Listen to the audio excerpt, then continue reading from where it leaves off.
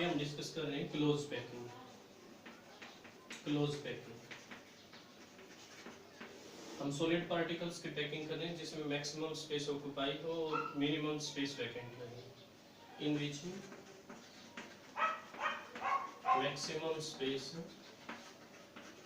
maximum space occupied by the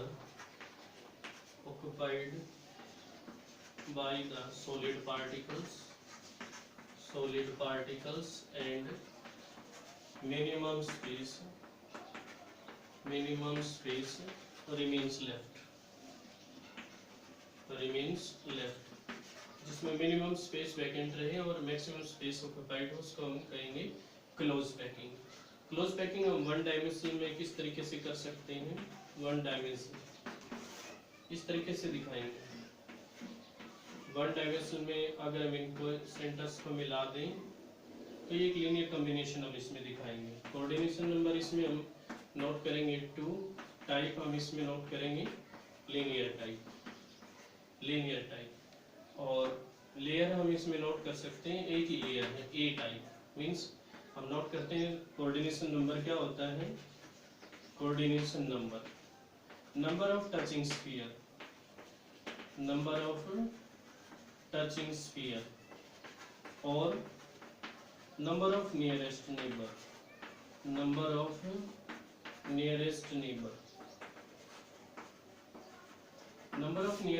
या number of touching sphere को हम क्या कहेंगे? कोऑर्डिनेशन नंबर कहेंगे। वन डायमेंशन में कोऑर्डिनेशन नंबर 2 होता है। जैसे हम नोट करते हैं ये पार्टिकल है तो इसको ये दो पार्टिकल टच कर रहे हैं, इसलिए इसका कोऑर्डिनेशन नंबर हम 2 नोट करते हैं। 2 डायमेंशन में हम कैसे करेंगे? 2 डायमेंशनल, इसमें हम पार्टिकल्स के ऊपर पार्टिकल दिखाएंगे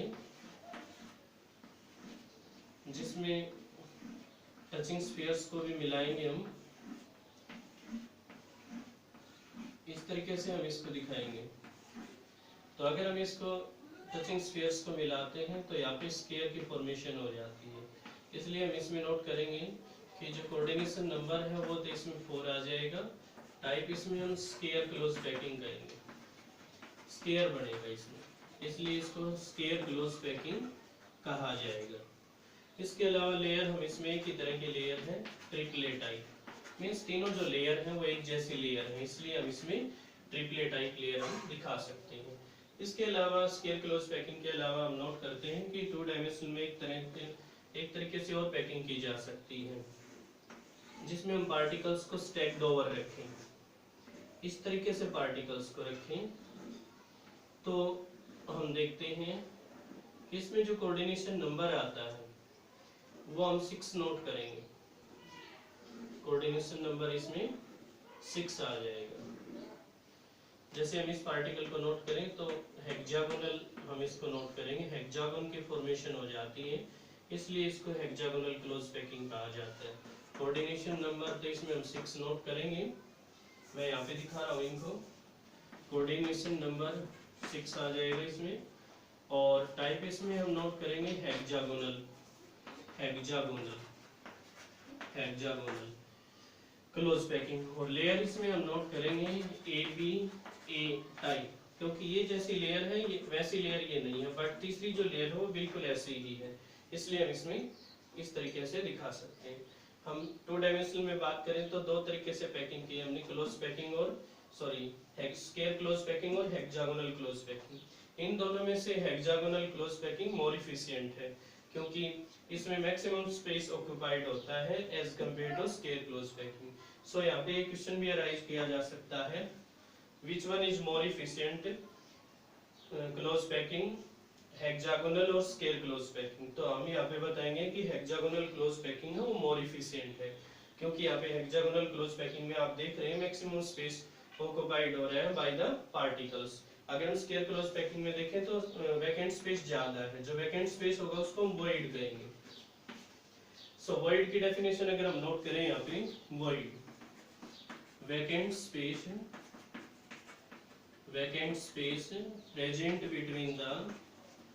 present between the solid particles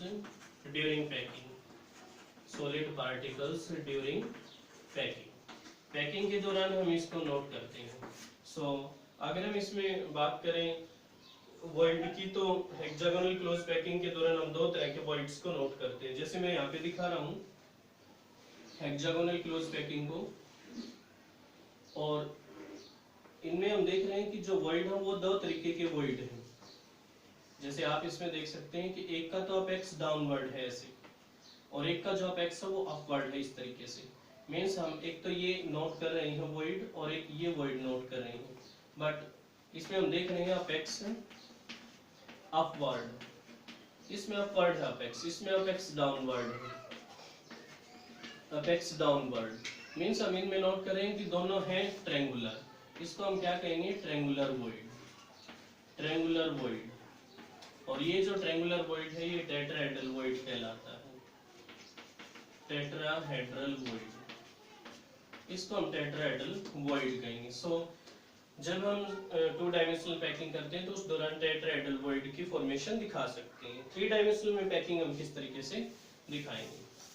अगर हम 3D की बात करें, 3 डायमेंशनल में, 3 डायमेंशनल, तो इसमें भी हम दोनों तरीके से ही दिखा सकते हैं। तो स्क्वायर क्लोज पैकिंग, जैसे मैं यहाँ पे यूनिट सेल ड्रा कर रहा हूँ, उसके अनुसार मैं स्क्वायर क्लोज पैकिंग को दिखाता हूँ, इस तरीके से दिखाएंगे।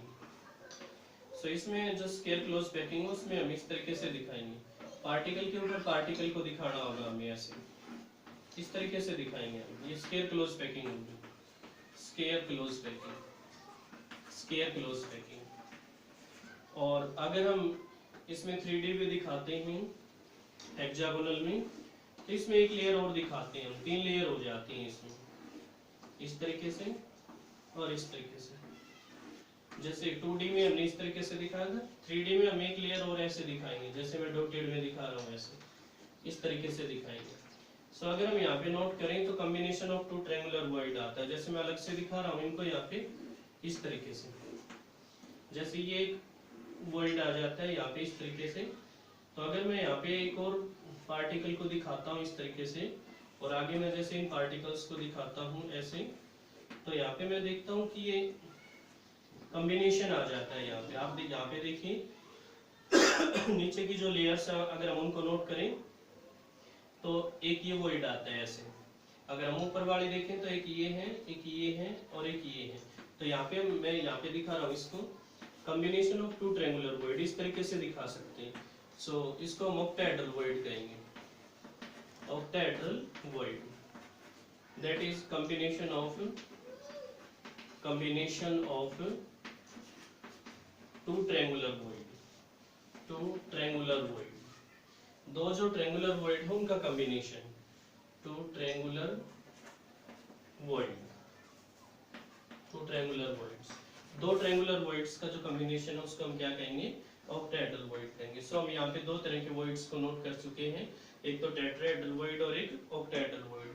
टेट्राहेड्रल वॉइड 2 डायमेंशनल पैकिंग के दौरान हमने नोट किया है, ट्रायंगुलर वॉइड को हम टेट्राहेड्रल वॉइड कहेंगे, बट ऑक्टाहेड्रल वॉइड हमने 3 डायमेंशनल पैकिंग के दौरान नोट किया है, जो कि 2 ट्रायंगुलर वॉइड्स का कॉम्बिनेशन होता है जिसको हम ऑक्टाहेड्रल वॉइड कहेंगे। यहाँ पे हम इन दोनों के बीच डिफरेंस भी नोट कर सकते हैं, what is the difference between tetrahedral void and octahedral void. So हम यहाँ पे नोट करते हैं कि 2 डायमेंशनल पैकिंग के दौरान टेट्राहेड्रल वॉइड की फॉर्मेशन होती है, और ऑक्टाहेड्रल वॉइड की जो फॉर्मेशन है वो 3 डायमेंशनल पैकिंग के दौरान होती है। ट्रायंगुलर वॉइड जो होगा वो टेट्राहेड्रल वॉइड होगा, but combination of 2 triangular void जो होगा वो हमें ऑक्टाहेड्रल वॉइड नोट करेंगे।